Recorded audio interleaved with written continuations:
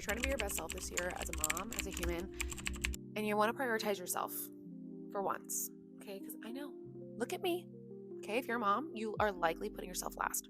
And I know that's the name of the game sometimes, okay? But we're going to make ourselves a priority this year, 2025. If you have one goal, let it be to make yourselves a priority as a mom, as a woman, okay? And here are some things.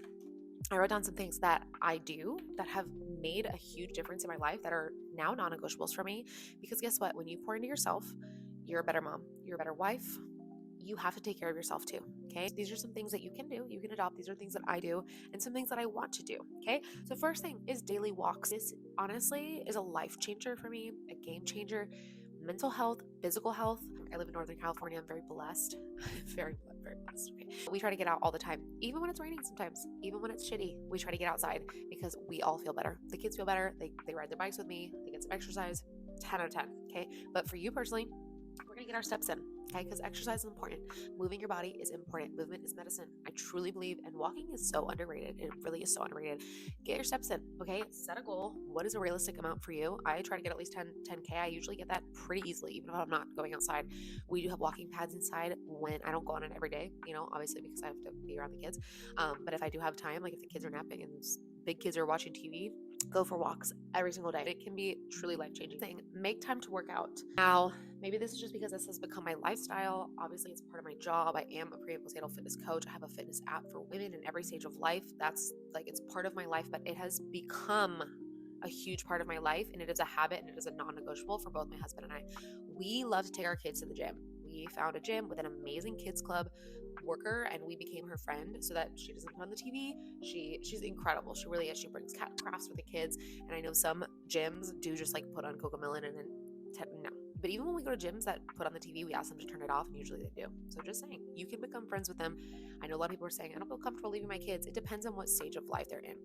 I felt comfortable with my husband usually takes the three big kids, my 20-month-old, 3.5-year-old, and almost 7-year-old to the gym every single day. Once this little girl, I have a 3-month-old, when she's 6 months to maybe a year, I'm not really sure, depending on how her nap goes, I'm going to the gym, okay? Because it makes a huge difference for me in my day, in my mental health.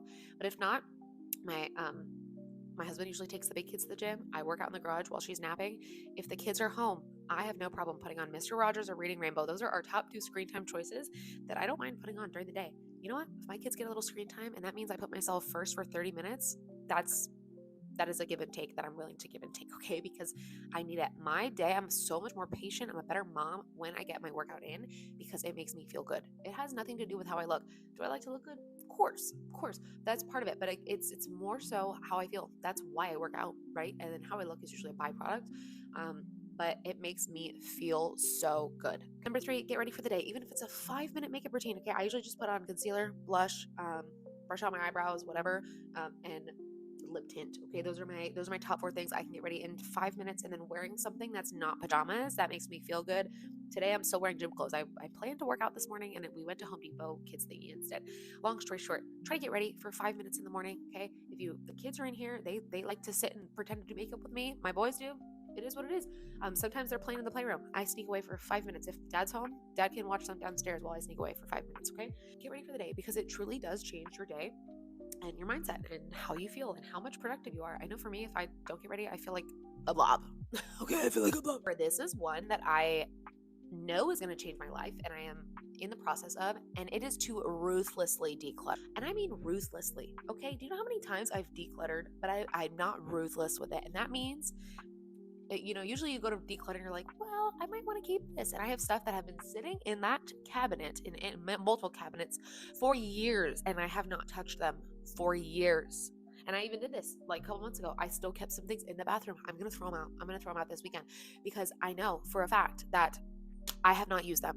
Okay, so ruthlessly declutter every single part of your house because guess what? The more stuff you have, the more cluttered the house is and the more cluttered your mind is. I know that for me as a mom, as a stay-at-home mom, the more stuff we have, the kids are probably overwhelmed, and I know I'm freaking overwhelmed, okay? And I'm constantly cleaning and it feels like it's never clean, and I feel like that's because we have too much damn stuff, okay? So I'm ruthlessly decluttering. So if you want to join me on that, I feel like honestly that can change your motherhood game, and I know it's going to change mine. I know it. It's just taking time, okay? It's taking time. Next one, eat some food, okay? I know it's kind of silly, but I personally sometimes like a cup of coffee and 3 sips of water all day, and I'm like, and I've only eaten like scraps.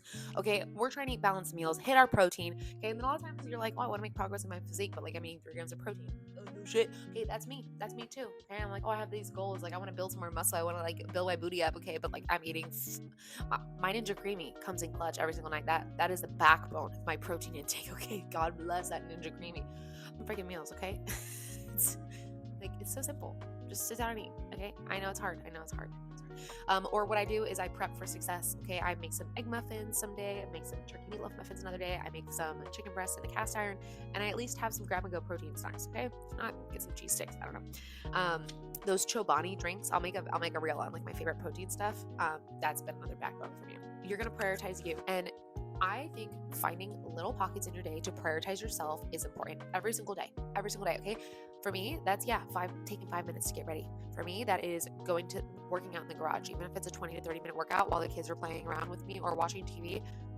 That is prioritizing myself. Going on daily walks. Those are little pockets of time where I prioritize myself all throughout the day. Because when you wake up and everyone needs you from the moment you wake up to the moment you close your eyes, and even throughout the night, because I'm still breastfeeding throughout the night. We're going through that 3 to 4 month sleep regression. Okay, she was up every 3 hours last night.